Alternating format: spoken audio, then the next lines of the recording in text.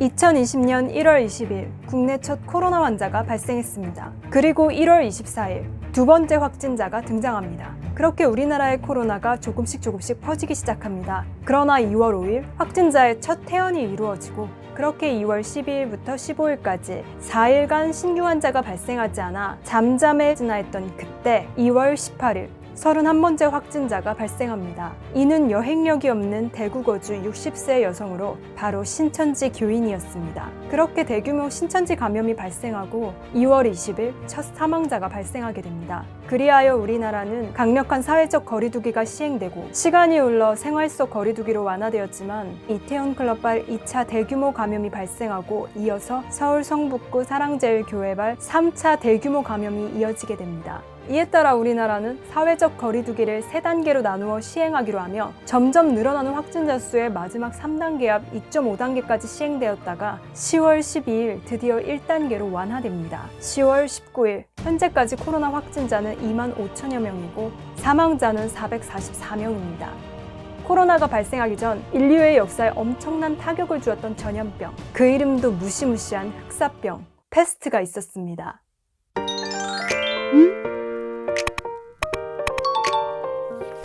안녕하세요, 여유입니다. 1940년대 알제리의 해안 도시인 오랑시에서 갑자기 죽은 쥐들이 등장해요. 처음엔 한 마리, 두 마리 사람들 앞에 나타난 쥐 시체가 이틀이 지나자 수십 마리가 되고 10여일 만에 6천, 8천여 마리가 돼요. 그리고 죽은 쥐들의 숫자가 잠잠해지는 그때 첫 사망자가 발생하죠. 그렇게 평화로운 오랑시에 패스트가 시작되게 됩니다. 이는 노벨문학상 수상자 알베르 카미가 1947년에 출간한 소설 패스트의 내용이에요.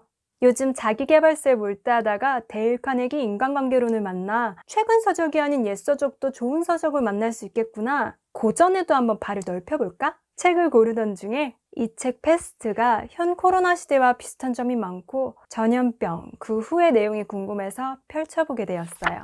소설은 4월 말 첫 사망자가 발생한 후 패스트가 퍼져가는 상황과 그렇게 닥친 현실에 맞서 살아가는 다양한 사람들의 이야기가 굵직하고 생동감 있게 펼쳐져요. 코로나로 겪었던 일들 때문인지 소설 속 내용이 더 와닿고 술술 읽혀가더라고요.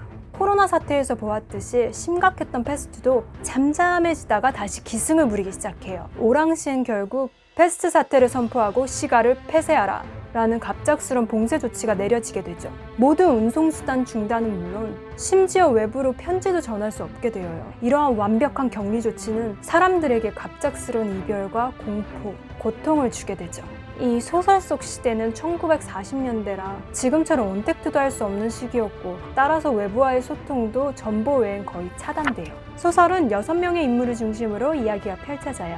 소설에 첫 등장한 죽은 쥐를 발견하고 나중에 첫 패스트 사망 선고를 내리게 되는 35세의 의사 리웨는 침착하고 묵묵히 벌어지는 사건들을 맞이해요. 소설은 처음에 리웨의 시선을 따라 극이 전개되어요. 그리고 다음 인물로 괴로운 현실에 맞서 인간으로서의 의미를 찾으려 하는 여행자 타루. 저는 이 소설에서 이 타루라는 인물이 제일 매력적이었어요. 소설 속에서 다른 인물들에게 큰 영향력을 선사하기도 했고요. 사형 선고에 대해 혐오를 느끼는 타루의 이야기도 일리가 있게 느껴졌어요.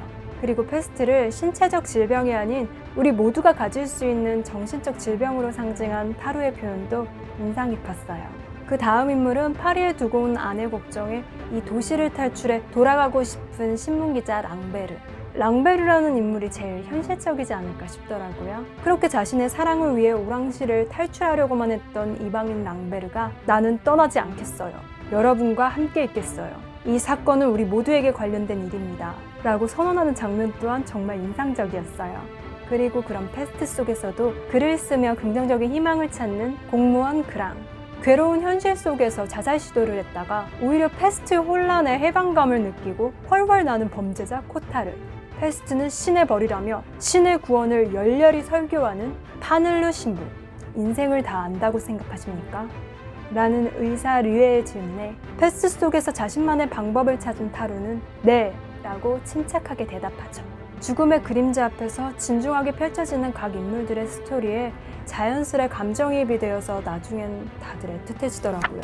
점차 시간은 흘러 봄, 여름, 가을을 지나 12월이 되고 겨울 첫 추위에도 패스트는 물러감 없이 기승을 부려요. 그러다 찍찍거리는 쥐가 등장해요. 정상적으로 사람 움직이는 쥐가요. 그렇게 갑작스러운 병세의 후퇴가 시작되어 통계의 숫자가 점점 내려가요. 드디어 그때부터 사람들은 패스트 후의 이야기를 논하게 되죠. 1월부터 점점 좋아지는 상황을 보면서 저도 점점 신이 나더라고요. 그렇게 2월, 드디어 어느 아름다운 날 아침 오랑시에 굳게 닫힌 문은 열리게 됩니다. 마지막 장에서 드디어 패스트가 지나간 후 벌어지는 축제 같은 분위기에 저 또한 해방감이 들면서 가슴이 뭉클해졌어요. 그러나 불행은 소리 없이 다가오죠. 패스트는 전체적으로 소강 상태를 보였지만 누군가에게는 여전히 파괴적이었어요. 그렇게 큰 주요 인물 중 한 명이 결국 패스트로 세상을 떠나게 되고, 그리고 준비하지 못했던 또 다른 이별이 누군가에게 벌어지게 돼요. 마지막까지도 긴장감을 늦출 수 없이 벌어지는 영원한 이별의 아픔이 진한 여운을 남겼어요. 마지막의 필자는 패스트를 이렇게 마무리해요. 패스트균은 결코 죽거나 사라지지 않으며 꾸준히 살아남아 아마도 언젠가는 인간들에게 교훈을 일러주기 위해서 또다시 저 쥐들을 흔들어 깨워가지고 어떤 행복한 도시로 그것들을 몰아넣어 거기서 죽게 할 날이 오게 하리라. 이 책은 죽기 전 꼭 봐야 할 책으로 꼽히는 유명한 고전이에요. 저는 지금 소설의 큰 줄거리를 말씀드렸지만 이 책의 진정한 깊이감을 느끼시려면 인물들 간의 대화를 꼭 읽어보셔야 해요. 오히려 예전보다 지금 이 시기에 생각에 여백을 줄 수 있는 책으로 꼭 한번 읽어보시길 추천드려요. 자, 오늘은 여기까지. 아직 구독 안 하셨다면 여기 제 얼굴 누르시면 무료 구독 가능하세요. 영상 좋으셨다면 좋아요, 구독, 알림 설정 감사해요. 다음 책은 또 어떤 책으로 찾아올까요? 지금까지 시청해주셔서 감사드려요. 그럼 다음 영상에서 만나요.